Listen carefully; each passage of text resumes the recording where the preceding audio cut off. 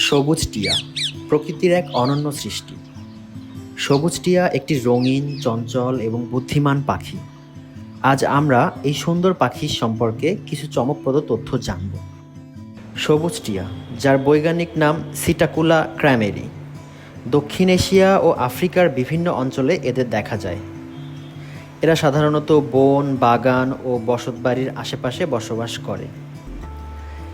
এই পাখি দেহের দৈর্ঘ্যে প্রায় 42 সেন্টিমিটার এবং ওজন প্রায় 130 গ্রাম। পুরুষ ও স্ত্রী টিয়ার মধ্যে পার্থক্য রয়েছে। পুরুষের গলায় গোলাপি বলয় থাকে আর স্ত্রী টিয়ার গলায় থাকে সবুজ আভা। সবুজ টিয়া মূলত ফল, ফুলের মধু, বীজ এবং শস্য খেয়ে থাকে। তবে ধান ক্ষেতের পাকা ধানও এদের প্রিয় খাবারের তালিকায় রয়েছে।